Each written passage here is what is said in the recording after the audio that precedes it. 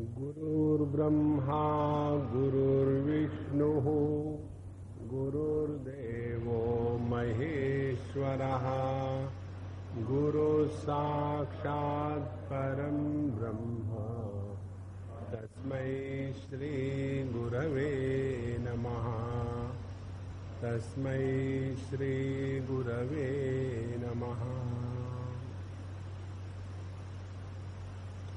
श्रवण, मनन और निधिध्यासन, ये तीन बातें वेदांत में बड़ी महत्व की मानी गई है।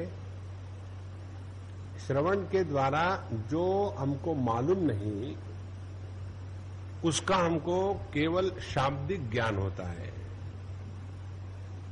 जैसे एक बार एक सज्जन हमको मिले और उन्होंने कहा कि अरे स्वामी जी, मुझे मालूम ही नहीं था कि भगवत गीता महाभारत में है।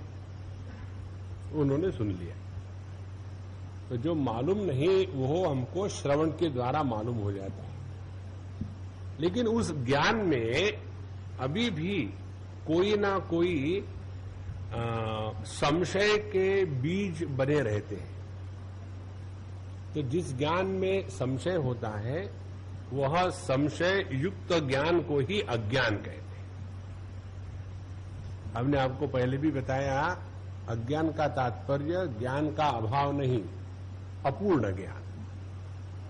तो जिस ज्ञान में संशय है वह अज्ञान हमारे जीवन में बड़ी परेशानियां खड़ा कर देता है। तो इस संशय के निवारण के लिए हमें श्रवण के पश्चात मनन करना आवश्यक है। मनन करना माने जो सिद्धांत हमने सुना है वो किस प्रकार से ठीक है, ये समझने के भिन्न भिन्न प्रकार के जो विचार है उनको हमेशा करते करते अपने मन से तत्व प्रतिपादन के प्रति जो संशय है उसको निकाल देना। अब तीसरी बात आती है कि देखो, भगवान के होने में हमको बिल्कुल संशय नहीं है, तो वी आर नॉट ओब्लाइजिंग गॉड। भगवान हम आप पर विश्वास करते हैं, करो भी। तो केवल संशय निकलने से कुछ नहीं होगा, फिर उससे भी एक आगे और स्टेप जानी है। और वो स्टेप है, हमारा जो ज्ञान संशय रहित है वो एक बात है, लेकिन दूसरी बात है हमारा जो अनुभव है वो विपरीत है। देखो, तो तीन स्टेजेस हो गए। एक मालूम नहीं होना, दूसरा संशय होना, और तीसरा ज्ञान के विपरीत अपनी अनुभूति होना। तो हमारा ज्ञान ये है कि हम सच्चिदानंद है, हम कभी पैदा नहीं हुए, हम में कोई विकार नहीं होते, हम कभी बूढ़े नहीं होते, हम कभी मरते नहीं, ये ज्ञान है। रोज सुनते हैं और फिर हम भी इसके बारे में लाइट हो गए, क्योंकि ज्ञान लाइट है।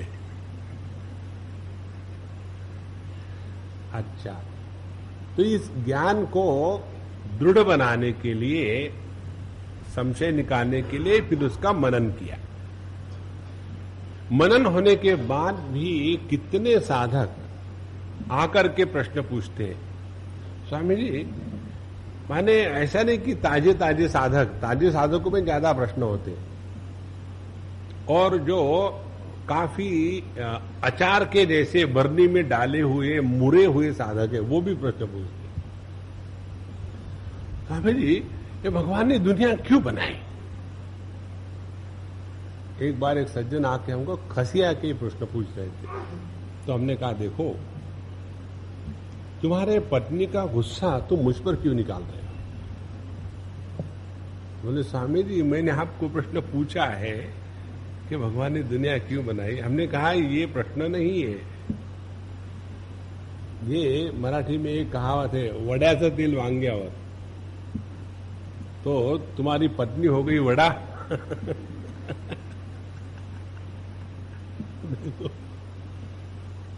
तो एकदम वो सज्जन गंभीर हो गए, बोले, स्वामी जी, आपका कहना ठीक ही है। हमने कहा देखो वो लिफाफा देख करके अंदर क्या लिखा है हम पढ़ लेते हैं, तो हमारा जो ज्ञान है उसकी विपरीत हमारे अनुभव है।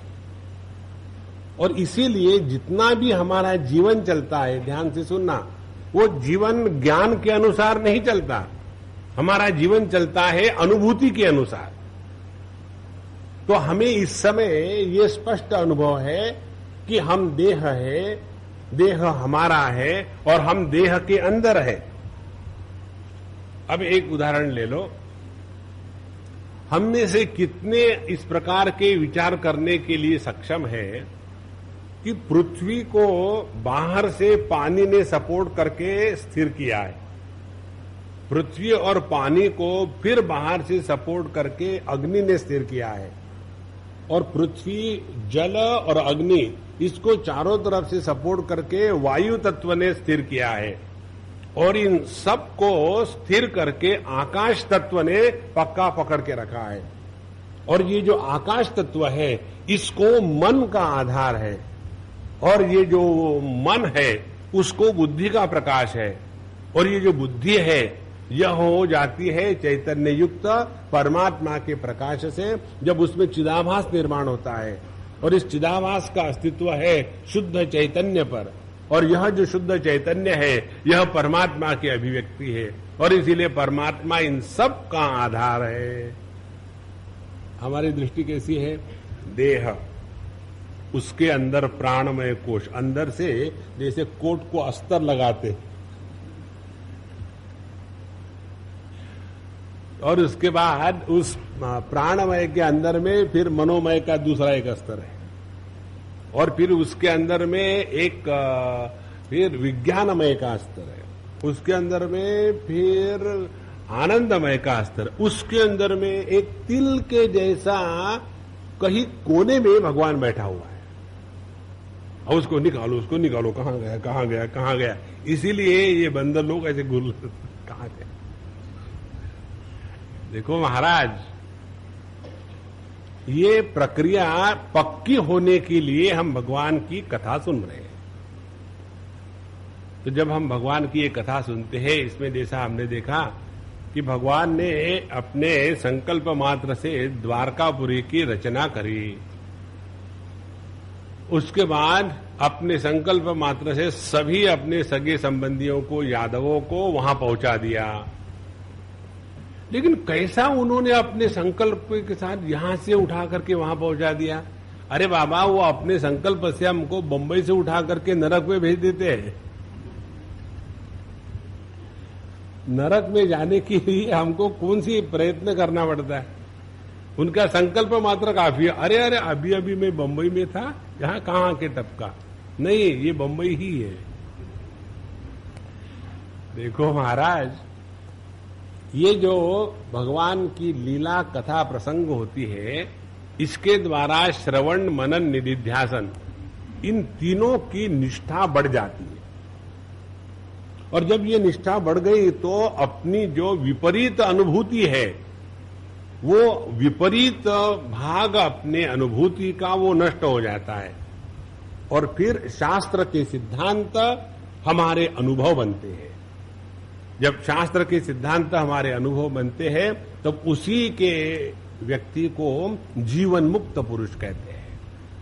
तो ऐसे जीवन मुक्ति का आनंद अनुभव करने के लिए हम हमारे कन्हैयालाल की ये कथा सुन रहे हैं। ये मत समझ लेना कि ये तो भगवान की कथा है, ये तो उन लोगों के लिए है कि जो इंटेलिजेंट ने। कई लोगों के दिमाग में ये पता नहीं कहां से कीड़ा घुस गया है कि भागवत इत्यादि तो उन लोगों के लिए है जो इंटेलिजेंट नहीं है, जिनको वेदांत समझ में नहीं आता। और जो वेदांत समझने वाले इंटेलिजेंट लोग जितने इंटेलिजेंटली दुखी होते हैं, उतने भागवत कथा वाले नहीं होते। इसीलिए महाराज, अब चलो, हम लोगों ने पिछले बार देखा था किस प्रकार से भगवान श्री कृष्ण ने रुक्मिणी जी को रथ पर पकड़ करके एकदम हिंदी सिनेमा ने यही से प्रेरणा ली है। देखो, जो सभी सृष्टि का आधार है क्या वो हिंदी सिनेमा का आधार नहीं है? वो भी तो उसी में है। तो वो रुक्मिणी जी को अपने रथ पर उठा करके सभी राजाओं के सिर पर पैर रख करके वहां से निकल पड़े। उसके बाद हम 54वें अध्याय में प्रवेश करेंगे।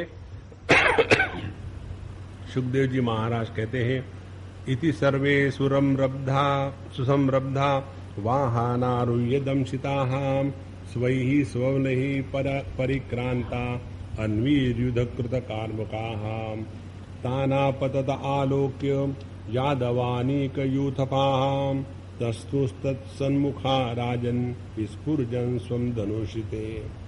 ये सभी के सभी राजा ने जब देखा उनके ही सामने भगवान रुक्मिणी जी को उठा के ले गए तो उनको बड़ा गुस्सा आया।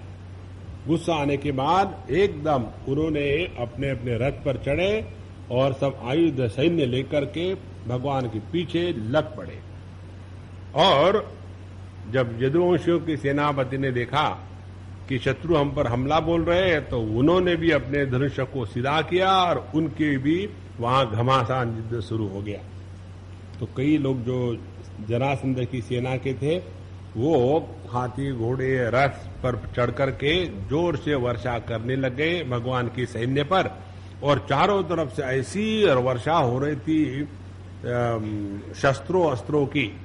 तो उस समय रुक्मिणी जी को लगा कि क्या हो रहा है, पता नहीं मेरे पति श्री कृष्ण मुझे ले तो आए लेकिन चारों तरफ से पहले ही प्रथमाग्रासे मक्षिका पाता, पता नहीं क्या हो रहा है।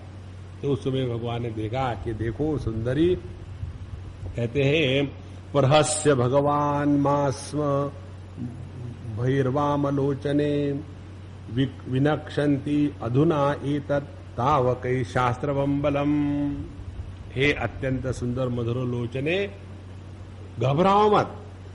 और कैसे कहा भगवान ने? भगवान प्रहस्यम आह, भगवान ने हंसते हंसते कहा। आप देखेंगे पूरे भागवत में रामचरितमानस में दो चीजें बातें स्पष्ट आती है। जब भगवान कहीं भी किसी भी कार्य के लिए प्रारंभ करते हैं तो उत्साह से, यदि हम अपने जीवन में किसी भी कार्य का प्रारंभ उत्साह से करेंगे तो समझ लेना भगवान हमारे साथ है, क्योंकि भगवान उत्साहपूर्ण है। ऐसे नहीं सुबह उठना है फिर पता नहीं क्या करेंगे उठ के, अभी तक तो कभी उठे नहीं थे, फिर सो गए। Then the nature has to come to help you, and then we get up naturally. तो उत्साह भगवान की अपने जीवन में हृदय में अभिव्यक्ति। दूसरी बात, जब भी बोलना है तो बोलने के पहले प्रहस्य भगवान आह, हमेशा अपने चेहरे की मुस्कान और थोड़ा प्यार से बोलने से बहुत फर्क पड़ता है। कल हम रेलवे स्टेशन पर गए थे, अब समझ भी नहीं आ रहा कहां से जाना है, लेट हो गए थे। तो हमने वो खिड़की से पूछा एक दूसरे टैक्सी वाले को कि महात्मा जी हमको ऐसे ऐसे जाना, कैसे जाए? महात्मा जी अच्छा आप पीछे आइए हमारे। वो सामने टैक्सी कर लिया, पीछे बुला रहा, और फिर बीच में गाड़ी आ गई, फिर हम घूम गए। फिर दूसरे को पूछा रिक्शा वाले को, महात्मा जी अच्छा हमारे पीछे आइए। हर एक हमको अपने पीछे लगा रहा था। तो हमारे साथ जो बैठे उसने कहा स्वामी जी ऐसा पूछे कि नागपुर जाना है, तो हमारे पीछे आए, नागपुर को पहुंचा देंगे। प्रेम से बात करो तो जगत में सभी हमको मदद कर सकते हैं। जहां किसी भी व्यक्ति के साथ संदेह का संबंध रखो तो आपको जीवन में कभी सुख शांति नहीं मिलेगी। जीवन में संदेह संशय अपने हृदय की गंदगी ही है, वास्तविकता नहीं है। तो भगवान ने अत्यंत स्मित मुख से कहा कि देखो तुम्हारी ये जो सेना है इतनी कायर नहीं है, घबराओ मत, इनको अभी सबको मार देते हैं।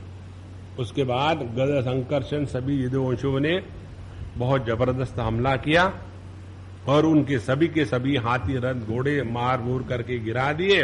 और इस प्रकार से रणभूमि में सभी जानवर मर गए, लोग मर गए, और जो बचे वो वहां से भाग निकले। उसमें जरासंध भी भाग निकला। और इधर शिशुपाल महाराज देखा कि अपने पत्नी को, माने को ही भावी पत्नी अभी हुई नहीं थी, अपने पत्नी को कोई छीन के ले गया, इसलिए इतना डिप्रेशन में आ गया। देखो, डिप्रेशन हमेशा की बात है, बहुत डिप्रेशन में आ गया। और डिप्रेशन का अर्थ क्या है? डिप्रेशन का अर्थ जीवन में उत्साह नहीं रहना, उसको डिप्रेशन कहते हैं। तो जो व्यक्ति अपने जीवन में कोई भी उत्साह रहित काम करते हैं तो वो डिप्रेशन में। एक बार किसी के बारे में किसी ने मुझे पूछा था, स्वामी जी उनको ऐसा क्यों होगा, पता नहीं किसने पूछा। तो हमने कहा वो डिप्रेशन में जा रहे। बोले नहीं, वो डिप्रेशन में तो है नहीं। हमने कहा डिप्रेशन का अर्थ यही है, डिप्रेशन का अर्थ है कि हमेशा दवाई खा के पड़े रहना। वो तो डॉक्टर क्रिएटेड डिप्रेशन है, क्योंकि doctor has to maintain the patient. यदि डॉक्टर पेशेंट को, डिप्रेशन को ठीक करेंगे तो उनका पेट कैसा भरेगा, वो डिप्रेशन में जाएंगे। इसलिए वो उनको मेंटेन रखते हैं। इसीलिए जो साइकेट्रिस्ट होते हैं ना, बाद में जाकर के वैसे ही हो जाते राम।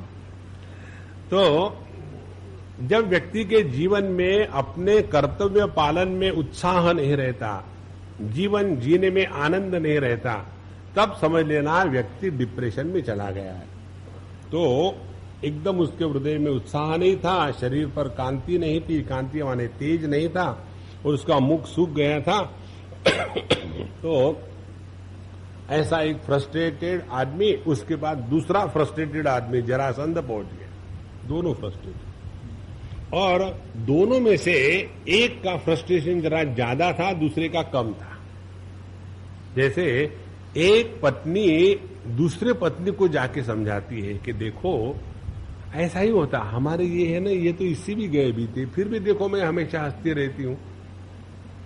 ऐसा ही जरासंध का कि देखो पुरुष और श्रेष्ठ, उदासी छोड़ो। और देखो हर चीज हमेशा अपने कहने के अनुसार थोड़ी मिलती है, कभी मिलती है कभी नहीं मिलती है। और इसीलिए इसको लेकर के ये मत समझ लेना कि यही सब कुछ खत्म हो गया है। और फिर उन्होंने एकदम वेदांत लाना शुरू कर दिया। इसको कहते असुर वेदांत। जिस वेदांत का उपयोग दूसरों को उपदेश करने के लिए होता है वो है असुर वेदांत। इसलिए जब लोग हमारे पास आते हैं तो उपदेश करते हैं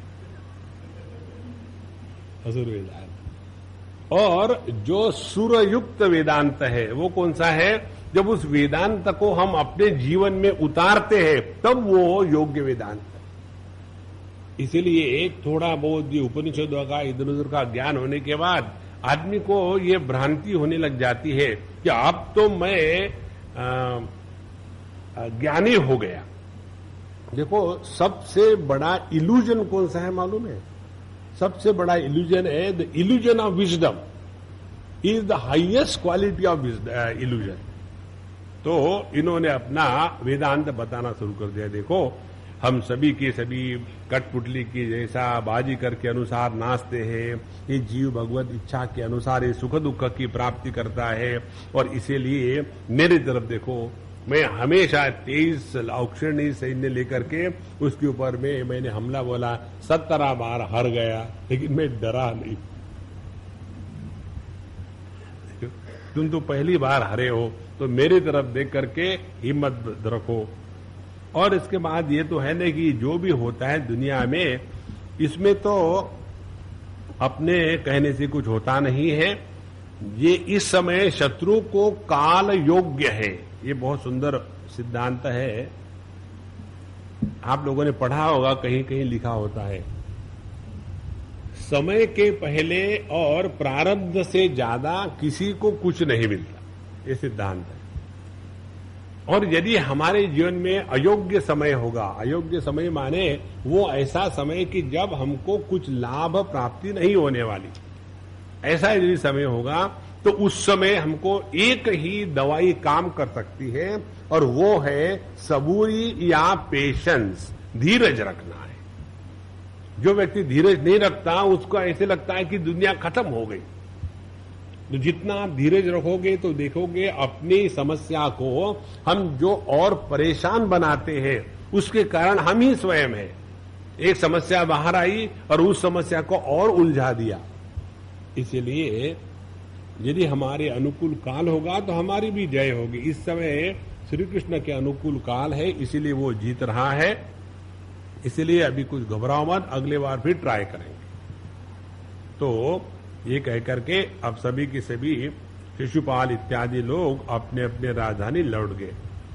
और रुक्मिणी का जो भाई था, बड़ा भाई रुक्मी, ये भगवान कृष्ण से हमेशा द्वेष करता रहा और उसको इस चीज का बड़ा गुस्सा आया कि कृष्ण भगवान अपने बहन को राक्षस विधि से शादी करने के लिए वहां से उठा के ले गए और इसीलिए उसने भी बहुत सारी सेना लेकर के भगवान के पीछे दौड़ने का शुरू किया और सबके सामने अपने आप को श्रेष्ठ करने के लिए प्रतिज्ञा करी।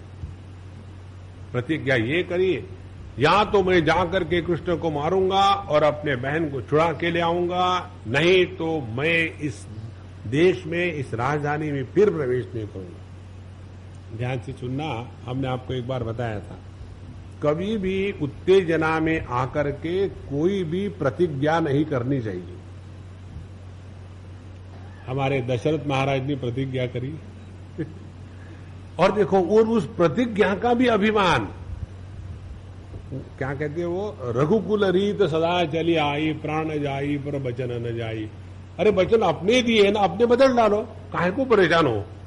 हाँ, हमने कहा था कि हम राम को वैद्यनाथ भेज देंगे, हाँ अब हम ही कहते कि नहीं जाएंगे, झंझट ही खत्म होती है ना। देखो, दूसरा उदाहरण आपको देते हैं भीष्माचार्य जी का। कल परसों मेरे पास 2-4 रोज ही का है, किसकी शादी, किसका डाइवोर्स, किसकी बच्चे नहीं मानते, किसके बाप नहीं मानता है, चिक कंटिन्यूस आता रहता है। तो मैं ऐसे बैठा हुआ था, फिर फोन आया, फिर मैंने बताया ऐसा करो वैसा करो, रख दिया। तो मेरे पास जो व्यक्ति बैठे थे उन्होंने कहा, स्वामी जी आप सुबह से शाम तक इसका प्रॉब्लम, उसका प्रॉब्लम, इसका प्रॉब्लम, आपको कैसे लगता है? हमने कहा मुझे लगता है कि मैं पितामह भीष्म हूं। बोले कैसे? उन्होंने ना शादी करी, ना बच्चे पैदा किए, लेकिन जितना संसार उन्होंने किया और किसी ने नहीं किया।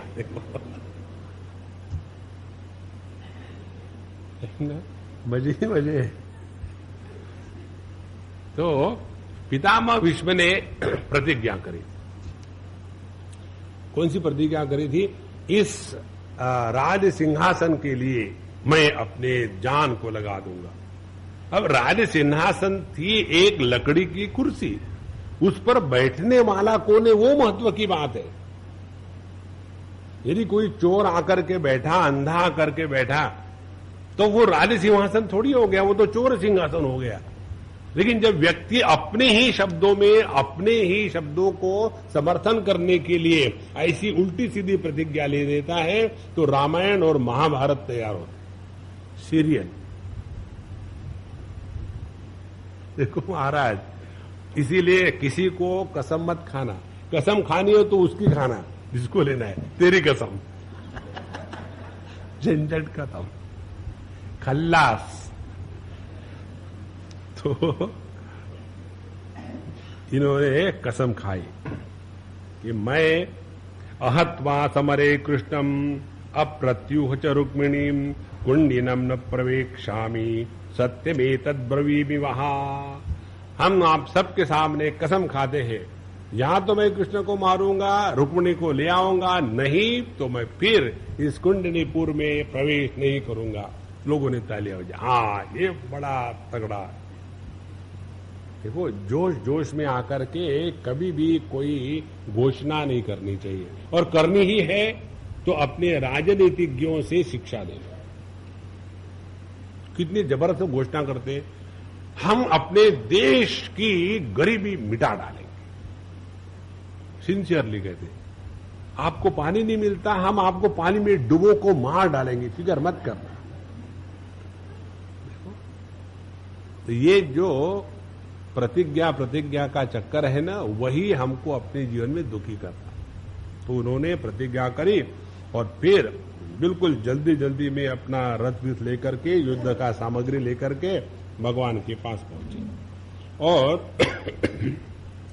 फिर उसने सोचा कि मैं कृष्ण का जो खोटी बुद्धि वाला है उसके ऊपर धनुष्य बाण तीर चला करके उनको मार करूंगा, ऐसा करूंगा, क्योंकि उसने मेरे बहन को बलपूर्वक उठा के लिया है। इस प्रकार से उल्टी सीधी बातें करेगा और उसको मालूम ही नहीं था कि वो किसके बारे में बोल रहा था। और फिर गुस्से गुस्से में कहता है, अरे कृष्ण रुक जाओ, कहां भागे जा रहे हो। और विकथमाना कुमति ही ईश्वरा प्राप्त प्रमाणविद रथे नैके न गोविंदम तिष्ठ तिष्ठ इतिहास अवयत। उन्होंने जोर जोर से पुकार करके कहा कि हे कृष्ण रुक जाओ, कहां भागे जा रहे हो। अब उन्होंने अपने धनुष्य बाण पर 3-4 तीर लगाए और मारना शुरू कर दिया। तो जैसे जैसे वो तीर चढ़ाता गया, मारता गया, भगवान भी अपने धनुष्य से उसके सभी शस्त्रास्त्र तोड़ते गए। उसने गदा उठाई तो उसको तोड़ा, उसने धनुष्य उठाया तो उसको तोड़ा, माने हाथ में लेने का अवसर कि उसको तोड़ दिया।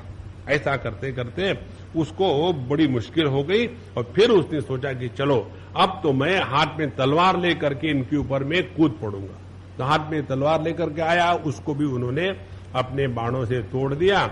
और जब देखा रुक्मिणी ने कि अब तो भगवान कृष्ण अपने भाई रुक्मी को मारने ही वाले हैं, तो फिर वही क्या कहते हैं, जोरू का भाई, वही चक्कर हमेशा रहा है। ये परंपरा से आ रहा है, आपके घरों में है तो बुरा मत मानना। तो वो तुरंत भगवान के चरणों पर गिर पड़ी और कहने, भगवान योगेश्वर अप्रमेयात्मन देव देव जगतपते हंतुम नारहसी कल्याण भ्रातरम में महाभुज। मेरे भाई को मत मारना, मेरे भैया को मत मारना, आप तो परम कल्याण स्वरूप है, योगेश्वर है, आपको सब कुछ आता है, प्लीज प्लीज। अब भगवान कहेंगे क्या? इसीलिए आप देखेंगे रामायण कहो, महाभारत कहो या कुछ भी इस जगत की समस्या करो, बाकी का वाक्य अपने आप पूरा करो। भाई वाक्य पूरा करके यहां से जिंदा नहीं जा पाऊंगा, इसीलिए वाक्य में अपूरा रखता हूं। आपको सबको समझ में आ गया, समझदारों को इशारा काट। सुखदेव जी महाराज कथा जारी रखते हैं, कहते हैं तो यह जो रुक्मिणी जी थी वो अत्यंत डर के मारे कांप रही थी, उसका गला सूख गया था। और उसी समय भगवान ने द्रवित होकर के उसको कहा कि ठीक है, हम उसको नहीं मारेंगे। और फिर भी वह रुक्मी समझ नहीं आ रहा था, तो उन्होंने उसको पकड़ लिया अपने हाथ से और उसका 50% शेविंग किया। भगवान को 64 विद्या आती थी, 64 विद्या में बाल मुड़ाना भी एक विद्या है, आपको याद होगा तो उन्हें लिखाना है। तो ब्यूटी पार्लर का ट्रेनिंग भी भगवान ने किया था। तो जो ब्यूटी बना सकता है, जो ब्यूटी बिगाड़ भी सकता है। तो उन्होंने आधी दाढ़ी, आधी मूछ, थोड़े थोड़े बाल नोच नोच करके उसके साफ कर दिए, अपने तलवार को ही वस्त्रा बना ली और उसको ऐसे ही आधा छोड़ दिया। ये आपको सीन देखना हो तो गांव में चले जाओ, बड़ा आनंद आता है। जब गांव का बाजार होता है, कल हम गए थे, एक बाजार था, बाजार में नहीं जा पाए, हमको बाजार में जाकर के सब्जी का भाव करने में बड़ा मजा आता है। तो हम एक जगह गए थे, गांव के बाजार में घूम रहे थे, लेना भी ना कुछ नहीं। वहां ये गांव के लोग आते हैं दाढ़ी बीड़ी करने के लिए, नाई के सामने बैठते हैं। अब हर एक चाहता है कि हर एक ग्राहक मेरा हो, लेकिन सभी के सभी एक ही नाई कैसा मुड़ाएगा, तो क्या करता, पत्थरों पर बैठा देता है, ये साबुन सुबुन लगा करके आधा करके छोड़ देता है, फिर दूसरा। अब वो आधा करके छोड़ने से कहीं भाग भी नहीं सकता। ये टेक्निक भगवान कृष्ण की टेक्निक है। तो वो सभी के सभी नाई लोग भगवान कृष्ण के भक्त हैं, उन्होंने अपने भगवान से ही ये शिक्षा प्राप्त की। अच्छा महाराज, उन्होंने इस प्रकार से उसको दाढ़ी मूछ हाफ करके मुड़ा करके कुरूप बना दिया और बाकी यदुवंशी वीरों ने उसके जितनी भी सेना थी उसको नष्ट कर दिया और अपने उसी के दुपट्टे से उसको बांध करके बड़े अधमरी अवस्था में रख दिया। उस समय बलराम जी वहां आए और उन्होंने भगवान कृष्ण को डांटा। देखो, भगवान को सभी डांट देते हैं। कहा कि देखो कृष्ण, तुमने ये अच्छा नहीं किया। अपने जो होते हैं रिश्तेदार चाहे कुछ भी करे, लेकिन उनको ऐसा निंदित कर्म करके एकदम दुखी नहीं बनाना चाहिए और किसी व्यक्ति का आधी मूछ मुड़ा करके छोड़ देना, ये तो एक प्रकार का वध ही है। और फिर उन्होंने रुक्मिणी जी से फिर उपदेश कहा कि देखो साध्वी, तुम्हारे भाई को जो विकृत किया है, इसके कारण तुम हमारे बारे में बुरा मत सोचना, क्योंकि अभी तो रुक्मिणी को मालूम भी नहीं कि कृष्ण का ये बलराम कौन है, क्या है। ताजी ताजी आई है, जैसी होती ने शादी करके लड़की जब नए घर में आती है तो बाकी के लोगों तो मालूम है कि ये अपनी आ गई है, अपने, उसको तो कुछ मालूम नहीं। तो बताया कि देखो हमारा बुरा मत मानना, इस दुनिया में जितना भी दुख आदमी को मिलता है ना, वो अपने कारण मिलता है, वो और उसको उसका भुगतना पड़ता है। और हे कृष्ण, फिर भगवान को कहते हैं कि अपना सगा संबंधी वध करने योग्य अपराध करे तो भी उसको मारना उचित नहीं, छोड़ देना चाहिए, क्योंकि अपने अपराध से तो आधा मर चुका है, फिर उसको क्या मारना। फिर रुक्मिणी से कहते हैं, दोनों को समझा रहे, एक ने मारा है, दूसरे का अपराध हुआ है, कि ये जो क्षत्रिय धर्म है ना, क्षत्रिय धर्म ही ऐसा भयानक है। उसमें पैसे के लिए, राज्य के लिए एक दूसरे को मारते ही रहते हैं और इसीलिए ये चलता ही रहता है। तो आगे कहते हैं कि इसके कारण अपने मन में दुर्भाव मत लाना, अपने मन की विषमता को हटा दो, क्योंकि जब तक मनुष्य भगवान की माया से अपने को देह मान करके बैठा है, तभी तक उसको अपने पराये भाई बहन इत्यादि का मोह बना रहता है। और जब तक ये मोह बना रहेगा तब तक के हम कभी भी सुखी नहीं हो सकते। असल में देखा जाए, ये जो 2 श्लोक है यहाँ के बहुत सुंदर श्लोक है, 43वां और 44वां। यहाँ आत्म तत्व का उपदेश बलराम जी ने रुक्मिणी जी को कहा है। आत्ममोहो नृणामेश कल्पत्ये देव मायाम सुहृद दुहृद उदासीन इति देहात्मानिनाम एक एव परो ह्यात्मा सर्वेषामपि देहिनाम नानेव गुरुयते मूढ़ैः यथा ज्योतिर्यथा नभः। तो जब तक हम अपने आप को देह मान के बैठेंगे तब तक के बुद्धि में कार्य कारण के भाव बने रहेंगे। जब तक के बुद्धि में कार्य कारण का भाव निर्माण होगा और उसका हम समर्थन करेंगे, तब तक हम अपने बुद्धि के गुलाम हैं। जब तक के बुद्धि के गुलाम रहेंगे तब तक के जीव भाव नष्ट नहीं होगा। जब तक जीव भाव नष्ट नहीं होगा तब तक के जीवन में सुख शांति का अनुभव नहीं आएगा। तो कहां से शुरू करना है, लक्ष्य क्या है? सुख शांति का अनुभव। पहली स्टेप जीव भाव निकाल देना। जीव भाव को निकालने के लिए क्या है? बुद्धि की उपाधि को त्यागना है। बुद्धि को उपाधि को त्यागना है तो क्या करना है? कार्य कारण भाव में नहीं फंसना। कार्य कारण भाव में नहीं फंसना है माने जो होता है, काहे को दिमाग खराब करे।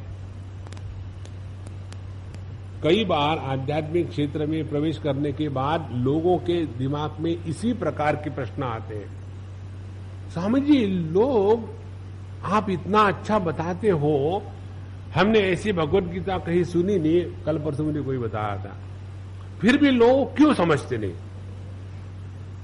हमने कहा अम्मा पब्लिक को पेंडिंग रखो, अपनी बात बताओ। आपको समझ में आया है क्या? नहीं स्वामी जी, आप विषयांतर कर रहे हैं। मैंने कहा हमारी बिल्ली हमसे में हो, तो हमको दूसरे से कुछ लेना देना नहीं है। सरल सरल हिसाब है। आपको यदि सुखी रहना है तो भगवान की लीला का तात्पर्य है जो हो रहा है वो देखना और देखते समय आनंद का अनुभव करना। यदि आपने पिक्चर देख लिया और चले गए, चले जाने के बाद आप डिस्कस करोगे कि आप पता नहीं करते हैं क्या? हम तो कभी नहीं करते। डिस्कस करेंगे कि आप कि लेकिन वो गब्बर सिंह ने उसको क्यों मारा? अरे भाई ये पिक्चर था, वो 3 घंटे बर्बाद करने के लिए देख लिया। वहां का गब्बर सिंह रहे या लगान का दूसरा कोई सिंह रहे, कोई फर्क नहीं पड़ता। या ऐसा ही अनेक बार हुआ है। लेकिन जितना हम अपने दिमाग को इस दुनिया के कार्य कारण मीमांसा में फंसाएंगे, उतना हम तत्व से दूर चले जाएंगे।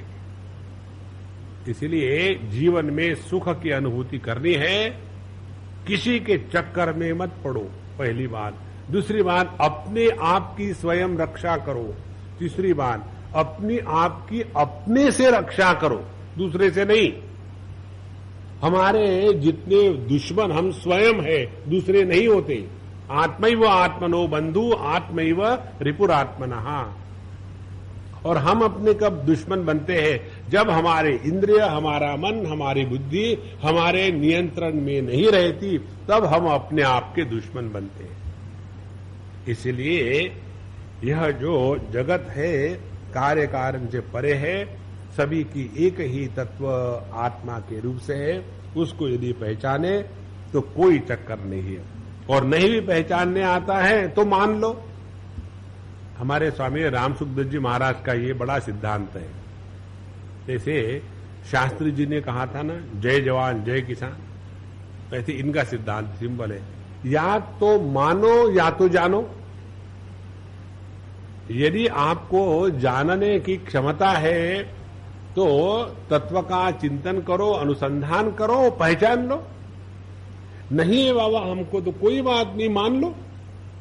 देखो कितनी सरल बात है। हमने अपने आप को देह माना ही तो है, और क्या है। तो जब हम अपने आप को देह मान सकते हैं तो अपने आप को सच्चिदानंद परमात्मा रूप में मान ही लो, बस, और कुछ नहीं करना है।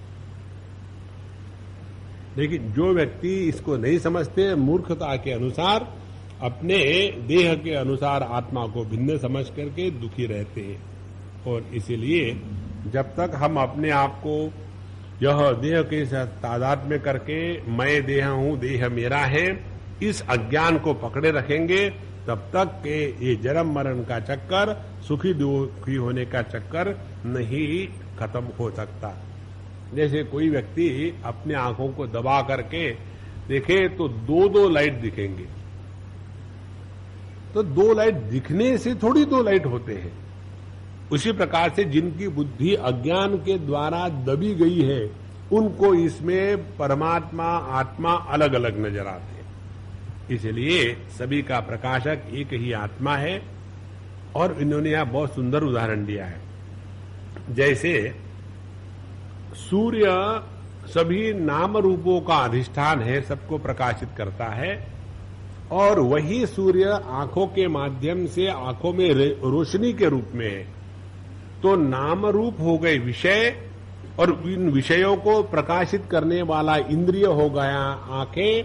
इन दोनों को सूर्य कभी नहीं त्यागता। जिन आंखों में रोशनी नहीं है और जिस रूप रंग में प्रकाश नहीं है, उसका अस्तित्व ही सिद्ध नहीं हो सकता। इसलिए यह जो जगत में जन्म होना, पैदा होना, बढ़ना, ये करना, ये तो सब चलता ही रहता है, शरीर के धर्म है। और इस प्रकार से ये सब हो रहा है। तो तुम अपने आप को ज्यादा दुखी मत करो। प्रत्येक व्यक्ति अपने अच्छे बुरे कर्मों के भोग लेने के लिए आता है, और यही शोक मोह हमारे अंतःकरण को मुरझा देता है। इसलिए इन सब चीजों को छोड़ करके अपने मन को शांत करो। इस प्रकार से बलराम जी ने जब सुनाया, समझाया, तो रुक्मिणी जी को बड़ा अच्छा लगा। उनका मन शांत हो गया, क्योंकि विवेक बुद्धि जागृत हो गई। ध्यान से सुनना। अभी 2-4 महीने की बात है, पूर्व भारत की बात है। वहां हम गए थे, और एक लड़की, जवान लड़की, एकदम डिप्रेशन में। हमको तो यही समझ भी नहीं आता कि लोगों को डिप्रेशन आता कहां से, उसका माने सोर्स कहां है। तो हम जब उनके यहां गए तो हमको बताया, स्वामी जी हमारी ये जो है पता नहीं क्या उसके डिप्रेशन में आ गई। हमने कहा उसको गुदगुदी करो, डिप्रेशन निकल जाएगी। तो स्वामी जी पता नहीं क्या करे, बोलती नहीं है, गुमसुम बैठी रहती है। हमने कहा हमारे साथ अटैच कर दो, स्टेपल कर दो, ठीक हो जाएगी। और 2-4-6 दिन हम घूमे पूरे आसाम में, हमारे साथ आई वो। पहले आई तो बैठी धीरे धीरे खींचने में। हमने उसको फिर कहा कि हमने देखो चलो हम लोग घूमने जाते हैं ब्रह्मपुत्रा में। हम ब्रह्मपुत्रा में घूमने गए, नदी में, खूब बढ़िया नदी है, बड़ा वहां घूमने का तरीका है। और फिर हमने उसको कहा कि तुमको अच्छा लग रहा है क्या? और स्वामी जी मैं कम से कम 1 साल के बाद आज इतना हल्का फुल्का महसूस कर रही हूं। हमने कहा 1 साल तक क्या बोझा था? बोले स्वामी जी बोझा पता नहीं क्या था, लेकिन मैं बहुत दुखी हो गई थी। लेकिन एक बात समझ में आई, मेरे दुख का कारण बाहर कहीं नहीं। जब ये बात समझ में आई तो अपने आप इसके कारण दुखी हूं, उसने ये कहा, उसने वो कहा, वो सब का सब मैंने त्याग दिया, तो अपने आप व्यक्ति का मन शांत हो जाता है। इसीलिए अपने दुख का कारण दूसरे को ना समझे। हम ही अपने दुख का कारण है। कल्पना का बोझा करके चलते हैं कि कोई हमसे प्रेम करता है और कोई हमसे दुश्मनी करता है। दुनिया को कार्य करने के लिए अच्छे क्षेत्र उपलब्ध है, हमारे तरफ कोई ध्यान नहीं देता है। कई बार ऐसा लगता है ना कि ऐसे कपड़े पहन के जाएंगे तो लोग क्या कहेंगे। लोगों क्या कहेंगे ये तुमको किसने कहा कि लोग कुछ कहते हैं? आप चाहे बढ़िया कपड़े पहन के जाओ, चाहे घटिया कपड़े पहन के जाओ, लोग देखेंगे, आगे चलेंगे। लोगों को करने के लिए अच्छे काम है, तुमको देखना है कोई काम है। लेकिन ये अपने मन की ही कल्पना है। कोई हमसे द्वेष करता है, कोई हमसे जलता है, कोई कुछ नहीं करता, अपने आप में लोग सुखी है। इस प्रकार से अपने मन से ये जो मोह है जहां हटेगा एकदम मन शांत हो जाएगा। और ये होता है विवेक बुद्धि की जागृति से। वही मनस्यम परित्यज्य मनोबुद्धिया समाधे। तो मन को बुद्धि के द्वारा संवार करके उसका समाधान करना चाहिए। उसके बाद रुक्मी की सेना, उसका तेज तो नष्ट हो चुका था, प्राण बचे थे और सभी आशाएं भी व्यर्थ हो चुकी थी। तो उसने सोचा कि ऐसे अपमानित होकर के वापस जाने का तो सवाल ही नहीं। तो उसने अपने प्रतिज्ञा के अनुसार भोजकट नाम की एक नगरी की स्थापना करी और उसको अपनी वो प्रतिज्ञा हमेशा याद रहती थी कि मैं जब तक के कृष्ण को नहीं मारूंगा वापस नहीं जाऊंगा। और भोजकट में जाकर के उसने अपना एक नया नगर बसा दिया। और उसके बाद भगवान कृष्ण रुक्मिणी जी को लेकर के आ गए द्वारका जी में और वहां उन्होंने विधि पूर्वक उनका पाणी ग्रहण किया। तो जब भगवान के विवाह हुआ तो बहुत आनंद, सभी प्रकार की खुशियां पूरे द्वारका जी में फैल गई। लोगों ने अनेक प्रकार के श्रृंगार किए, घर को सजाया, शहरों को सजाया और इस प्रकार से परमानंद के साथ भगवान कृष्ण के इस शादी में सभी के सभी लोग बड़े उत्साह से आ गए थे। कुरु, सृंजय, कैकेय, विदर्भ, यदु, कुंती आदि वंशों के सभी के सभी लोग आकर के भगवान कृष्ण की ये विवाह और रुक्मिणी हरण की गाथा का गान करते रहे। और द्वारका के लोगों को भी बड़ी खुशी हुई कि हमारे कन्हैयालाल को उनके ही अनुरूप अत्यंत सुंदर पत्नी मिली। और उसके पश्चात शादी हो गई और फिर बच्चा तो होना ही है। देखो शादी के चक्कर कैसा है, ये विषय आता है पंचदशी में। शादी नहीं करता लड़का तो माँ बाप दुखी या लड़की, शादी किया तो सुखी, कितने दिन के लिए? 2 क्षण के लिए। फिर 1-2 साल के अंदर बच्चा नहीं हुआ तो दुखी, क्यों नहीं हुआ, उसके चक्कर में पड़े। बच्चा हो गया तो और दुखी, सुबह से शाम तक उसके डर्टी लेनिन बदलते रहो। ये इंजेक्शन देना है, वो इंजेक्शन लेना है, इस डॉक्टर के पास जाना, उस डॉक्टर के पास जाना है। ऐसा करते करते पूरे जीवन में हम दुख के सिवा कुछ प्राप्त ही नहीं करते। ये जो लीला है भगवान की, ये बताने के लिए ये अगली लीला है। भगवान के पुत्र के रूप में कामदेव ने जन्म लिया था और यह जो कामदेव है भगवान वासुदेव की ही अंश है। एक बार की ऐसी कथा आती है कि यह जो कामदेव भगवान शिव जी को मोहित करने के लिए, डिस्टर्ब करने के लिए, उनकी तपस्या का भंग करने के लिए उनके सामने पहुंच गए। देखो, सबसे बड़ी शक्ति है काम की। स्त्री पुरुष के एक दूसरे के प्रति जो आकर्षण है, ये बहुत बड़ी शक्ति है, और ये शक्ति का नाम है कामदेव। तो ये कामदेव भगवान शिव जी के सामने गए और उनके ऊपर अपना मोह डालने लग गए, उनका अपना जाल बिछाने लग गए। तो शिव जी ने आंखें खोली कि कौन आकर के खामोखा डिस्टर्ब कर रहा है। और जैसे उन्होंने आंखें खोली, तो जैसे आंखें खोली तो उनकी आंखों से जो तेज निकला, देखो, ब्रह्मचर्य का तेज भोग के तेज को एक क्षण में नष्ट कर देता है। जो त्याग का तेज है वह संग्रह के तेज को नष्ट कर देता है। जो दान का तेज है वह कमाई के तेज को नष्ट कर देता है। जो धर्म का तेज है वो अधर्म के समृद्धि को नष्ट कर देता है। जो ज्ञान का तेज है वह पंडिताई के तेज को नष्ट कर देता है। और जो प्रेम का तेज है वो सभी तेजों को नष्ट करके सबको अपने में घुला लेता है। इसीलिए तस्मात् प्रेमैव कार्यम प्रेमैव कार्यम। तो यह जो रुद्र भगवान थे, उनके सामने ये महाराज आए और वो जल के भस्म हो गए। तो उसके बाद उनकी पत्नी जो थी, रति थी, बड़ी रोई, शिव जी को कहने लगे, अब मेरा क्या होगा। स्टैंडर्ड डायलॉग, आपने उनको मार दिया, मेरा क्या होगा, मैं कहां जाऊं। तो भगवान ने कहा, शिव जी ने, देखो, काम ऐसा है कि जो कभी मरता नहीं, घबराओ मत। तो उसको जिंदा हम नहीं करेंगे शरीर के रूप में, वो बिना शरीर के रहेगा। इसीलिए काम का एक नाम है अनंग, जिसका कोई अंग नहीं, देह नहीं है। लेकिन यही काम जब भगवान श्री कृष्ण अवतार लेंगे, तब उनके पुत्र के रूप में पैदा होगा, तुम उसको पहचानोगी और फिर वो तुमको पति के रूप में और देहधारी के रूप में वापस मिलेगा। तो इस प्रकार से यह जो काम है, भगवान श्री कृष्ण रुक्मिणी जी के गर्भ से उत्पन्न हुए और उनका नाम हुआ प्रद्युम्न। हमको एक बात याद आती है, इस प्रद्युम्न नाम से हमको एक बार पुलिस ने पकड़ा था। छोटे थे हम, साइकिल पर डबल सीट पहन के, अलाउ नहीं था उन दिनों में, अभी सब कुछ अलाउड है, डेमोक्रेसी।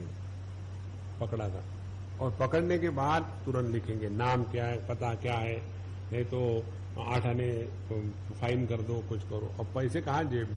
देखो, भगवान के पुत्र के नाम से बच गए तो भगवान के नाम से कैसे बचेगी नहीं। तो ये जो प्रद्युम्न महाराज उत्पन्न हुए और बड़े सुंदर थे, भगवान कृष्ण के जैसे ही, और सद्गुण इत्यादि, वीर शौर्य सभी उनमें था। लेकिन जैसे वो पैदा हुए 10वें दिन, अब ध्यान से सुनो, ये बहुत महत्व की बात है। 10वें दिन शंबरासुर एक काम रूपी एक जो था, माने अपनी इच्छा के अनुसार रूप लेने वाला, सूतिका गृह में प्रवेश किया और उसने उस छोटे 10 दिन के बालक को उठा करके समुद्र में फेंक दिया। और वो बालक को, उस प्रद्युम्न को, एक बड़े क्या मछली ने निगल लिया। और वो मछली पकड़ में आई एक मछुआरे की, बहुत बड़ी मछली। तो वो मछुआरा ने अपने राजा, माने वो प्रलंबासुर को, वो शंबरासुर, प्रलंबासुर ने शंबरासुर को वो भेंट दे दी।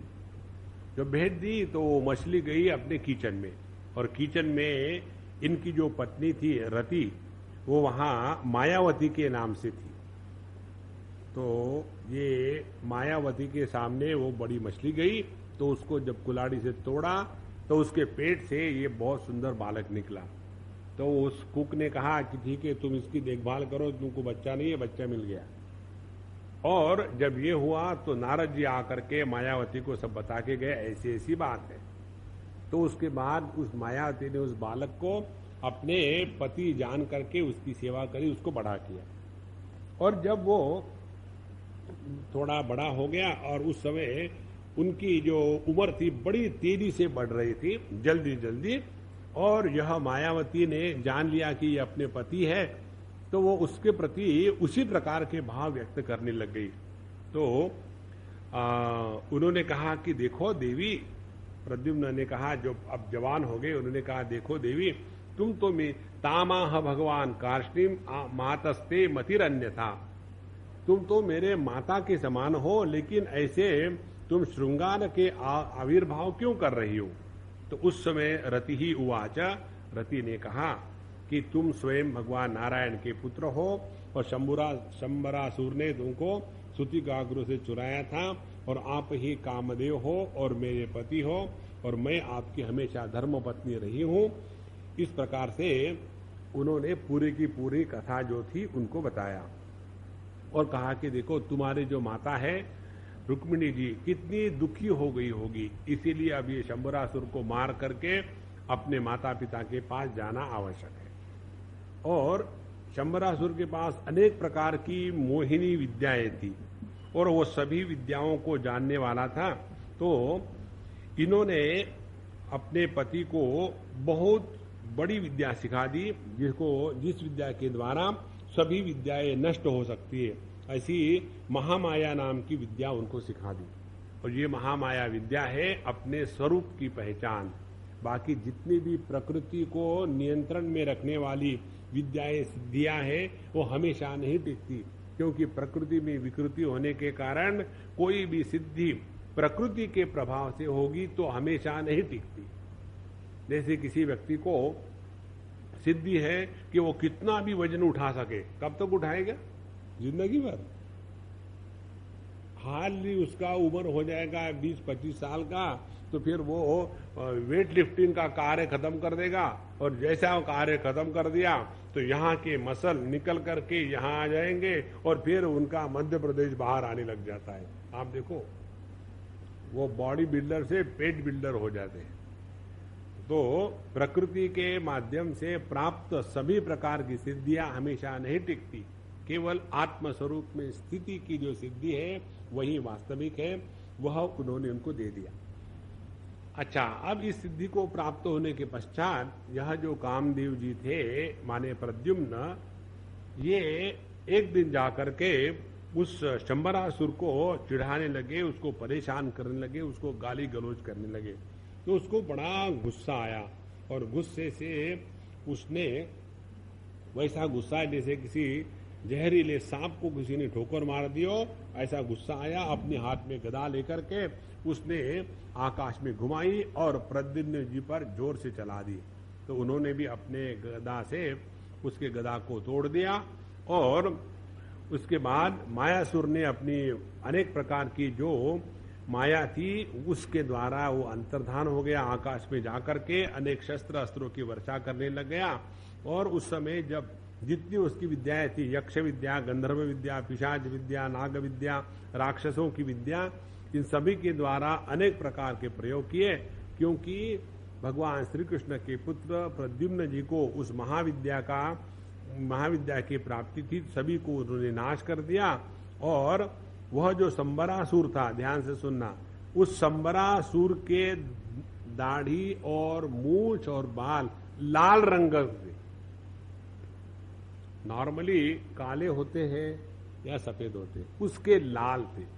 अब कई लोग अपने में जो डाइंग करते हैं वो शंबरासुर के वंशज। मुझे एक बार मुझे मालूम नहीं था ये क्या है। एक बार मैंने एक सज्जन को देखा, वो तिरंगा झंडा था,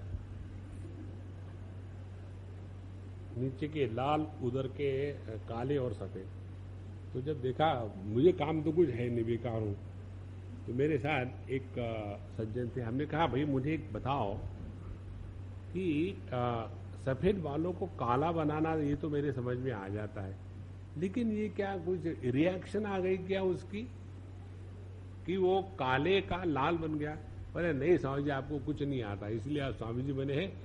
हर एक रंग का डाई मिल जाता है, you can die in any colour, you get colourful death in this world, die the way you like. ये जो शंबरासुर का है, इसके दाढ़ी मूछ बाल लाल लाल थे। हो सकता है वो पाश्चात्य देश का हो। अच्छा महाराज, उसके बाद ये सब होने के बाद अब ये दोनों कामदेव और रति माने माया देवी और मायावती और प्रद्युम्न जी आकाश मार्ग से उठ करके सीधा भगवान के अंतःपुर में प्रवेश किया, जहाँ अनेक रमणियां निवास करती थी। और सब नारियों ने जब देखा प्रद्युम्न जी का शरीर अत्यंत सुंदर, उसी प्रकार से जैसे भगवान का, वैसे ही उनकी लंबी लंबी भुजाएं थी, पीतांबर धारण किए थे, वैसे ही सुंदर मुस्कान उनके चेहरे पर, बड़े बड़े सुंदर नेत्र, उसी प्रकार से उनके घुंघराले बाल। और ये सब देखा तो उनको लगा कि कहीं ये भगवान कृष्ण तो नहीं है, इसीलिए सकुचा करके वो औरतें अंदर गई। फिर सोचा भगवान कृष्ण यहाँ कैसे आ सकते हैं, फिर बाहर आई तो फिर उनको पता लगा कि ये कोई दूसरे ही है। उसी समय भगवान कृष्ण भी वहां पहुंचे तो रुक्मिणी जी को अपने पुत्र के विरह में, अब यहां से जरा ध्यान से सुनना, रुक्मिणी जी के पूरे जीवन में कोई आपका बच्चा पैदा हो गया हो और 10वें दिन वो गायब हो गया हो, मालूम नहीं कहाँ गया हो, टेररिस्ट आकर के उठा के ले गया या किसी ने पैसा इकट्ठा करने के लिए उसको कुछ कर लिया, ये बातें जब उनके जीवन में हुई, कहीं भी प्रसंग में ये बात नहीं है कि उन्होंने रो रो करके भगवान कृष्ण का सर खाया हो, कई बात नहीं। अपने जीवन के दुख कष्ट जो व्यक्ति स्वयं सह सकता है, वही दूसरों को सुख दे सकता है। जो व्यक्ति हमेशा अपने ही दुखों में फंसा हुआ है, वो कभी भी दूसरे को सुख नहीं दे सकता। ये जीवन का एक अकाट्य सिद्धांत है। और इसी सिद्धांत की दूसरी बाजू, जब आप किसी दूसरे के दुख से दुख होकर के उसके दुख के निवारण में लग जाओ तो अपने दुख अपने आप फीके पड़ जाते हैं। हमारे दुख ज्यादा बड़ा बनने का यही कारण है कि हमने अपने दुख को इतना खाद पानी दिया है कि मानो अपने जीवन का जो दुख है वही जीवन की अंतिम स्थिति आ गई है। ऐसा नहीं, इस दुनिया में अनेक ऐसे लोग हैं कि जिनके दुख को देखो तो एकदम ऐसे लगता है कि भगवान ने हम पर कितनी कृपा करी है। कल हम कहीं गए थे पहाड़ों में, जंगलों में, वहां जाने के बाद वहां के जो लोग हैं गांव के सबसे मिले वगैरह, और हमारे साथ सभी ज्ञानी लोग थे, तो हम उनसे बात कर रहे हैं। हमने कहा देखा यहाँ की विशेषता क्या है, हमें जी कितना सुंदर नेचर है, कितना शुद्ध हवा है। हमने कहा और नेचर हवा में कब तो घूमते रहोगे, और भी कुछ है? नहीं, सब कुछ ठीक ठाक है, अच्छा लगता है। हमने कहा सबसे बढ़िया चीज यहाँ देखनी है तो किसी भी व्यक्ति के चेहरे पर की मुस्कान देखो और प्रसन्नता देखो। उनके पास कुछ नहीं, लेकिन हरेक के चेहरे पर की जो मुस्कान थी उसमें जान थी, उसमें प्रेम था। यदि सब कुछ अपने पास हो और 2 मिनट प्रेम से मुस्कुरा ना सके, मैं बताऊं आपको, जितना आदमी के पास ज्यादा संग्रह होगा, ज्यादा वस्तुएं होगी, वो इसीलिए नहीं हंस पाता है कि उसको हमेशा डर लगता है कोई वस्तु मांग ना ले, इसीलिए डर लगता है। और जो फकीर है उनके पास है ही नहीं तो क्या मांगोगे? इसीलिए वैराग्य में या अपरिग्रह को पातंजलि योग दर्शन ने एक महाव्रत कहा है। जितना हमारे पास संग्रह कम होगा, जितना हमारी संग्रह वृत्ति कम होगी, उतना हमने अपने आप को सभी बोझे से मुक्त कर लिया है। ये तो बाहर का बात हो गई। अब अंदर की बात, यदि हमने अपने अंतःकरण में जगत के वस्तु व्यक्तियों के प्रति ममता का त्याग कर दिया, और ममता का त्याग होता है भगवान के प्रति समर्पित होकर के। जैसे रुक्मिणी जी भगवान के प्रति समर्पित थी, तो उन्होंने अपने पुत्र के विरह में ना तो स्वयं दुखी हुई, ना तो भगवान कृष्ण को दुखी बनाया। तो जब इस बालक को देखा तो रुक्मिणी जी सोचने लगी कि ये नररत्न कौन है, ये कहाँ से आए। कौन वयम नर वैदूर्यः कस्य वा कमलेक्षणः धृतः कया वा जठरे केन लब्ध्वा त्वनेन वाम मम चाप्यात्मजो नष्टः नीतो यस्तूतिका गृहात् एतदुल्य वयो रूपो यदि जीवति कुत्रचित्। उन्होंने उस बालक को देखा और कहा कि कितना सुंदर है, कौन है ये, किसका पुत्र है, कितने कौन भागिनी ने इसको अपने गर्भ में धारण किया है, और ये कौन है कि जिसको इतनी सुंदर पत्नी प्राप्त हुई है।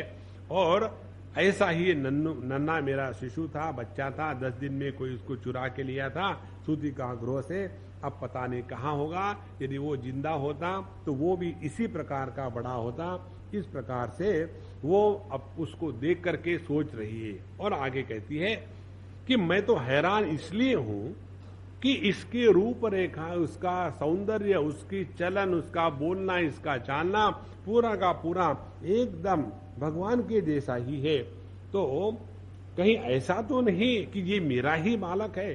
धीरे धीरे रुक्मिणी जी ने ऐसा विचार करना शुरू कर दिया, और जब ऐसा विचार कर ही रही थी तो उसी समय भगवान कृष्ण वसुदेव जी और देवकी के साथ, सभी के साथ वहां पधारे। भगवान तो सब कुछ जानते ही थे, लेकिन वो चुप बैठे, और उस समय उन्होंने वहां सब लोग इकट्ठे हो गए तो वहां नारद जी पहुंच जाते। नारद जी पहुंच करके सिर्फ कहानी बता देते, ये ऐसा ऐसा हुआ था, कोई विशेष बात नहीं है। नारद जी मालूम है कैसा है, जिनको कंप्यूटर का ज्ञान है, ही इज ए पॉप,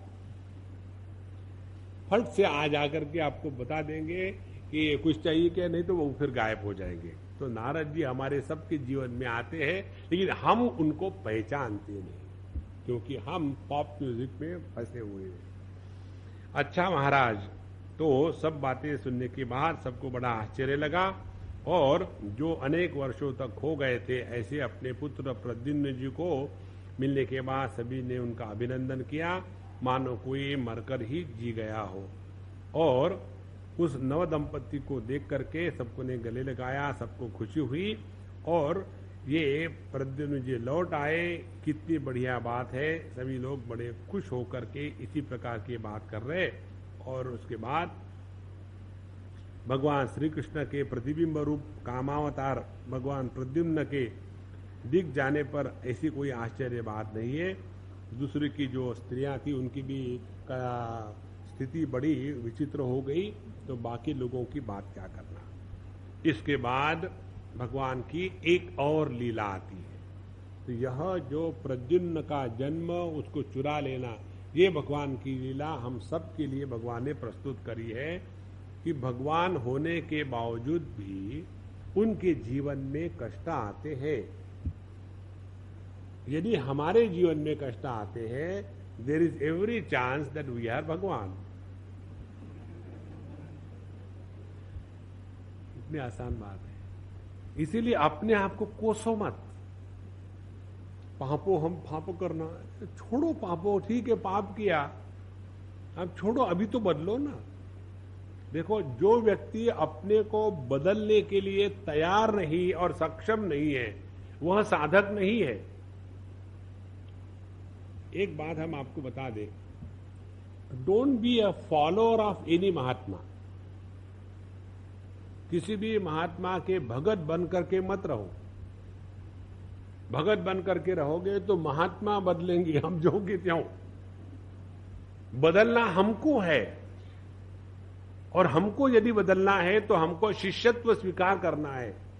और शिष्यत्व स्वीकार ऐसे नहीं होता कि ओके ओके हाँ बना लो मेरी शिष्य, ऐसे नहीं होता। शिष्यत्व का तात्पर्य है, जैसे अर्जुन ने कहा था, शिष्यस्ते हम शाधिमाम त्वाम प्रपन्नम। शिष्य माने जो अपने ऊपर अनुशासन करके अपने जीवन को बदलने के लिए तैयार है और सक्षम है, उसको कहते हैं शिष्य। भक्त बनना बड़ा आसान है। भगवान के हम भक्त हैं, माने हमको कुछ नहीं करना, भगवान हमारे लिए बदलेंगे, हम ज्यों के त्यों। ऐसे मत बनो। इसलिए हमको अपने जीवन में भगवान के इस चरित्र से, लीला से ही सीखना है। कि जब उनके जीवन में अपने पुत्र के अभाव में कितना दुख हो गया होगा। तो ये हर एक के जीवन की बात है, कोई नई नहीं है। तो ऐसे में समझ लेना कि देखो हमारा पुत्र ऐसा था, वो ऐसा हो, हाँ था, फिर आगे चलो, बस बहुत हो गया रोना धोना। उसके पश्चात अब 56वें अध्याय में हम लोग प्रवेश करते हैं। श्री शुकवाच सत्राजित स्वतनयाम कृष्णाय कृतकिल्बिषाम स्यमंतकेन मणिना स्वयं उद्यम्य दत्तवान। राजोवाच सत्राजिता किमकरोत् ब्रह्मन् कृष्णस्य किल्बिषम् स्यमंतक कुतस्तस्य कस्मात् दत्ता सुता हरेः। श्री शुकोवाच आसीत् सत्राजित सूर्यो भक्तस्य परमसखा प्रीतस्तस्मै मणिं प्रादा सूर्यस्तुष्टस्य मंतकम। अब कहानी प्रारंभ होती है। हे परीक्षित, एक बार ऐसा हुआ, सत्राजित ने भगवान कृष्ण को पर गलत आरोप कलंक लगाया। अब ये भगवान की दूसरी लीला है। हर एक पर इस दुनिया में आने के बाद इस दुनिया के जो नियम है उसके अनुसार जीवन जीना पड़ेगा। दुनिया के नियम ये है, यहां कोई भी नहीं बचा कि जिसके ऊपर कलंक नहीं आया। कोई भी नहीं बचा। किसी पर पैसे का कलंक है, किसी की चरित्र हानि है, किसी को धोखा देने की है, किसी को कुछ बुराई करने की है, किसी को झूठ बोलने की है। अनेक प्रकार के कलंक इस जगत में किसी ना किसी रूप से सब पर आते हैं। और यदि हम पर आते हैं तो समझ लेना हम इसी दुनिया के, कोई बाहर के नहीं। तो यह सत्राजित ने भगवान पर झूठा कलंक लगाया और फिर अपना ही कलंक गलत लगाया। ये समझने के बाद अपने अपराध का प्रक्षालन करने के लिए उसने अपनी पत्नी, अपनी कन्या, पत्नी नहीं, अपनी कन्या सत्यभामा भगवान को पत्नी के रूप में सौंप दी और उसके साथ साथ स्यमंतक मणि भी उनको दे दिया। अब डायरेक्टली जब ऐसी कथा शुरू कर दी तो नेचुरली मन में प्रश्न आएगा कि भगवान सत्राजिता किम करो ब्रह्मन कृष्णस्य किल्बिषम। हे ब्रह्मन, हे भगवान, ये बताइए सत्राजित ने भगवान का कौन सा अपराध किया था? और फिर आपने समंतक मणि की बात करी, वो मणि वहां कहां से आया था? और फिर उसने अपनी कन्या क्यों दी भगवान को? ये सब हमको बताइए।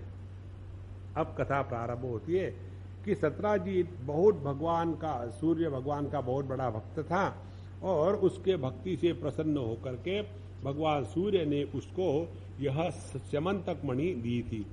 और ये स्यमंतक मणि वो गले में धारण करके हमेशा घूमता था इधर उधर। और उस स्यमंतक मणि सूर्य प्रदत्त होने के कारण इतना तेज पुंज था कि उसकी तरफ देखना भी बड़ा कठिन होता था। तो एक बार भगवान श्री कृष्ण अपने यहाँ चेस खेल रहे थे, आराम से बैठे थे, बड़े प्रेम से पान बीन खा करके अपने लोगों के साथ बैठ करके खेल रहे थे। उसी समय सभी लोगों ने आकर के भगवान से कहा, नारायण नमस्तेस्तु शंख चक्र गदाधर दामोदरारविंदाक्ष गोविंद जुदंदन एष आयाति सविता त्वाम दिदक्षु जगतपते मुष्णन गवस्ति चक्रेण नृणाम चक्षुंसि तिग्मगुः। हे भगवान, आपको मिलने के लिए यहाँ सूर्य भगवान स्वयं आए हैं, क्योंकि उनका इतना जबरदस्त तेज है कि उनके तेज के सामने सभी की आंखें मिट रही है। और इसीलिए ये आपको ढूंढने के लिए यहाँ आए हैं, तो आप इनको अपना दर्शन कराइए। सुखदेव जी कहते हैं, परीक्षित, निशम्य बालवचनम प्रहस्य अंबुजलोचनः। देखो, फिर प्रहस्य, पूरे जगह देखो, जब जब भगवान बोले हैं प्रेम से हंस के बोले। अपने जीवन में मनुष्य ने पहले तो बोलना सीखना चाहिए। दूसरी बात, भौंकना बंद कर देना चाहिए। And it is by default that we bark. और ये केवल आदत है, दूसरा कोई कारण नहीं। यदि हम इतनी छोटी सी बात सीख ले भगवान से तो पूरा अपना जीवन परिवर्तन हो जाएगा। चाहे हमको नौकरों से बात करनी हो, चाहे बड़ों से करनी हो, चाहे अपने से छोटे हो, अमीर हो, गरीब हो, सबके साथ प्रेम से हंस के आदर पूर्वक बात करने से अपने ही हृदय में प्रसन्नता और शांति रहती है। इस जगत में कोई भी ऐसा नहीं है कि जिसका तिरस्कार किया जाए। इस जगत में कोई भी ऐसा नहीं है कि जिसके प्रति दुर्भावना करके अपने अंतःकरण के शांति को नष्ट किया जा सके। क्योंकि महत्व की बात है अपने हृदय की पवित्रता, शांति। और यदि आपको कोई अच्छा नहीं लगता किसी भी कारण से, तो कोई बात नहीं, बी इंडिफरेंट। कैसी इंडिफरेंट रहो, अगले बार उससे दूर रहो। इसीलिए भगवान विट्ठल जी का अवतार है। दूर रहो, उधर है। Don't allow to come near and become miserable there after. तो यहां भगवान श्री कृष्ण सब कुछ जानते थे, और जब उन्होंने उन लोगों की बात सुनी तो वो हंसकर बोले कि देखो, ये सूर्यदेव वगैरह कोई नहीं है, ये सत्राजित है, और इसको जो मणि प्राप्त है सूर्य के, इसी के कारण यह इतना चमकीला या प्रकाशित दिखता है। और यह सत्राजित अपने घर में इसलिए चलाया उत्सव बनाने के लिए, तो अच्छी बात है। इसने क्या किया कि उस स्यमंतक मणि की अपने घर में स्थापना करी, और वो स्यमंतक मणि में ये क्षमता थी कि रोज वो 8 भार सोना दिया करता था। अपने आप उस मणि से सोना स्त्रवित होता था। 8 भार माने काफी है सोना। और जहां जहां इस मणि की पूजा होती थी, वहां दुर्भक्ष, महामारी, ग्रह पीड़ा, सर्प भय, मानसिक दोष, शारीरिक व्यथा और सभी प्रकार के जादू टोना, इसका उपद्रव कभी नहीं होता था। और इसलिए भगवान कृष्ण ने कहा, सत्राजित देखो, ऐसा जो मणि है, इसका अधिकारी हमेशा अपने देश का सर्वश्रेष्ठ पुरुष होता है, और सर्वश्रेष्ठ पुरुष होता है अपना राजा। क्योंकि राजा को विष्णु का अवतार माना है, और इसलिए ये मणि तुम राजा को दे दो, और इसके द्वारा राजा प्रजा का भला करेंगे।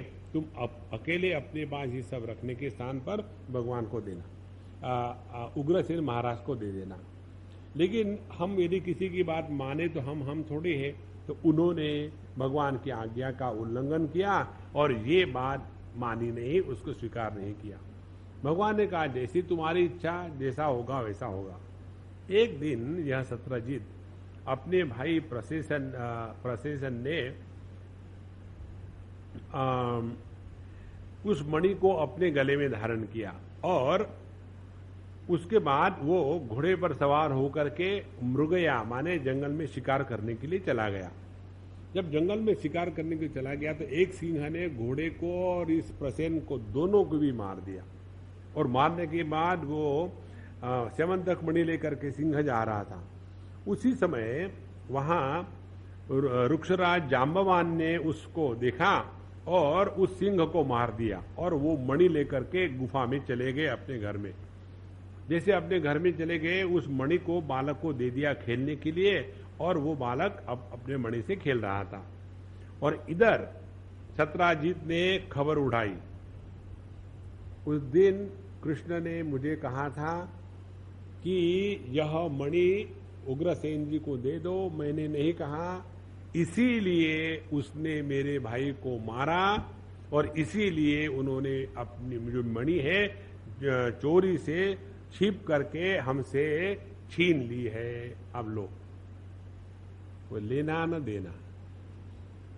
जब इस प्रकार से उनके ऊपर कलंक लगा और चारों तरफ कानाफूसी होने लगी, तो भगवान ने कहा कि ठीक है, अब इसका कुछ तो उपाय करना ही है।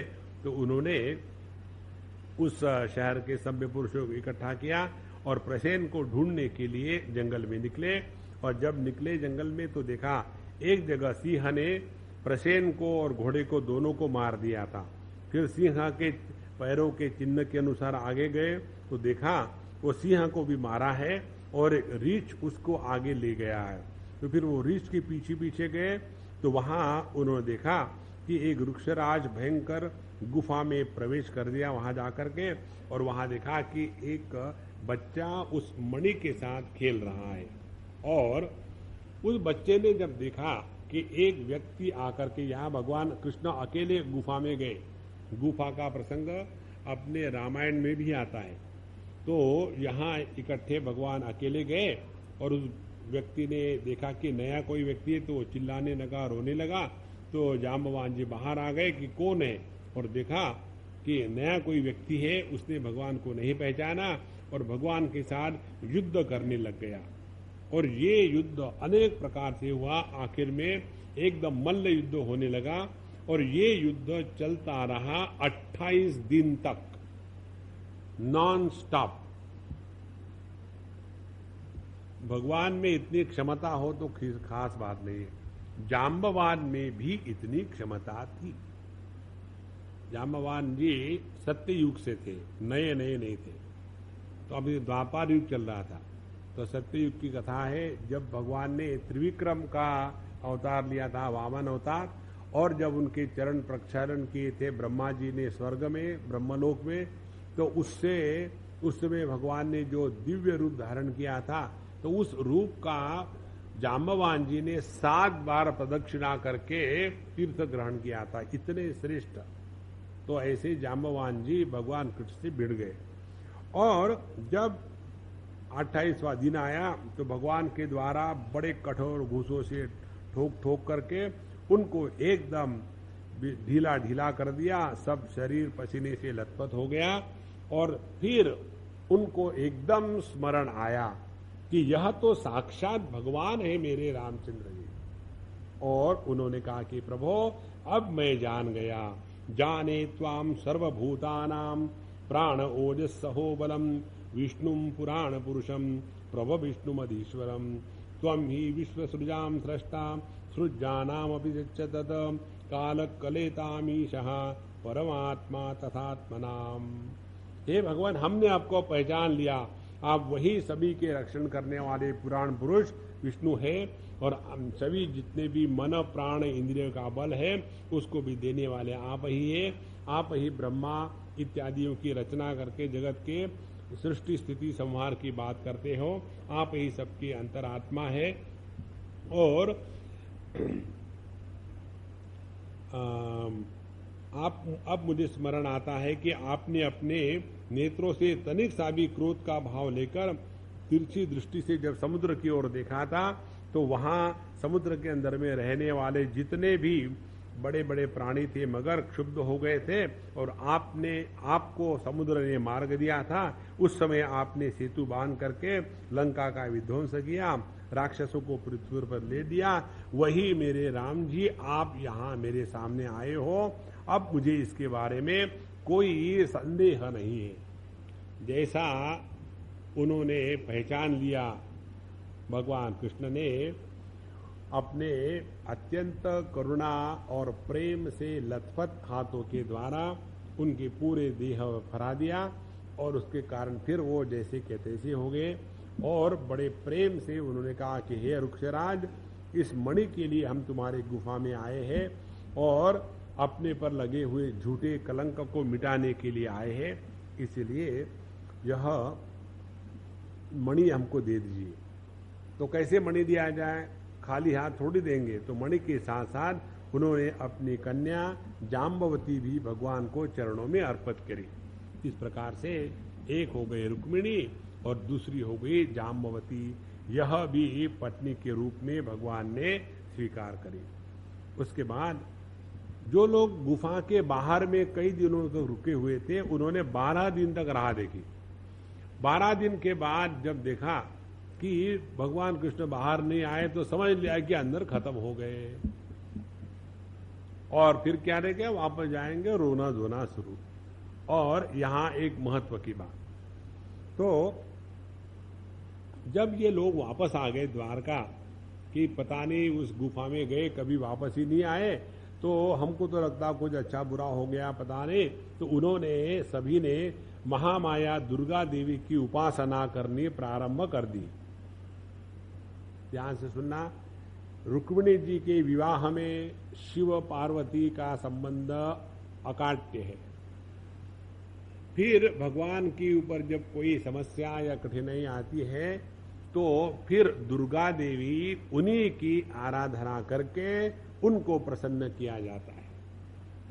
यदि ये बात स्पष्ट लिखी है, किस आधार पर हम अपने मन में संप्रदायों के भेद लेकर के अपने ही आप में फूट डालते रहे? इसीलिए अपने मन से ये बात हमेशा के लिए निकाल दें कि हम ब्राह्मण है, क्षत्रिय है, वैश्य है, शूद्र है, हम हिंदू है, मुसलमान है, क्रिश्चियन है, हम शैव है, वैष्णव है, या सौर्य है, या गाणपत्य है, या शाक्त है, ये सभी के सभी भेद अनावश्यक है। सब में एक ही तत्व है। उसको जब तक कि हम नहीं आत्म तत्व से स्वीकार करेंगे, जीवन में दुख ही दुख होता रहेगा। तो उस दुर्गा देवी की जब उपासना हुई तो वो बड़ी प्रसन्न हुई, उन्होंने आशीर्वाद दिया। और जब आशीर्वाद दे ही रही थी तो उसी समय भगवान उस समंतक मणि को और अपनी नववधू जाम्बवती के साथ सबको प्रसन्न करने वाले भगवान वहां प्रकट हो गए। और इस प्रकार से उस दुर्गा देवी की उपासना के बल से ही भगवान लौट कर आए। यह निष्ठा उन सभी द्वारका वासियों में और दृढ़ हो गई। भगवान ने भगवत गीता में कहा है, जिसकी जिसकी जिस जिस नाम रूप में श्रद्धा है, उस नाम रूप में उनकी श्रद्धा में दृढ़ करके मेरे ही माध्यम से उस नाम रूप का आधार लेकर के मैं सबकी कामनाएं पूरा करता हूं। तो चाहे राम रहे, कृष्ण रहे, शिव रहे, हनुमान जी रहे, या जो भी रहे, एक ही परमात्मा की ही सब अभिव्यक्तियां है। उस एक को हमको पकड़ना है। उसके बाद सत्राजित को भगवान ने बुलाया उग्रसेन महाराज की सभा में और सबके सामने कहा कि सत्राजित, तुमने मुझ पर जो कलंक लगाया था कि मैंने तुम्हारे इस मणि को चुरा के लिया है, तो ये लो, ये मणि रहा और ये तुम रहो, और तुमको मैं सबके सामने दे रहा हूं। ऐसा ऐसा हुआ था और ये मणि मैंने नहीं चुराया था, तो मुझ पर ऐसा कलंक मत लगाओ। ऐसा जब सबके सामने उसका अपमान हुआ तो उसने मणि लिया, अपना मुंह लटकाए वापस आ गया। लेकिन उसका मन अपने अपराध के कारण बड़ा दुखी था, तो वो सोच रहा था कि मैं अपने इस अपराध का मार्जन कैसे करूं, भगवान श्री कृष्ण मुझ पर कैसे प्रसन्न होंगे, जिसके द्वारा मेरा हमेशा कल्याण होगा, मुझ पर कोई आपत्ति न आए। और मैं तो अत्यंत क्षुद्र हूं और धन के मोह के कारण मैंने ऐसी उल्टी सीधी बात भगवान को कह दी थी। और इसीलिए उसने विचार किया कि मेरी जो कन्या है सत्यभामा, वो सभी कन्याओं में श्रेष्ठ है, अत्यंत सुंदर है, वही मैं भगवान को अर्पण कर दूं समंतक मणि के साथ। इस प्रकार से मेरे अपराध का भी मार्जन हो सकता है, दूसरा कोई इसका उपाय नहीं।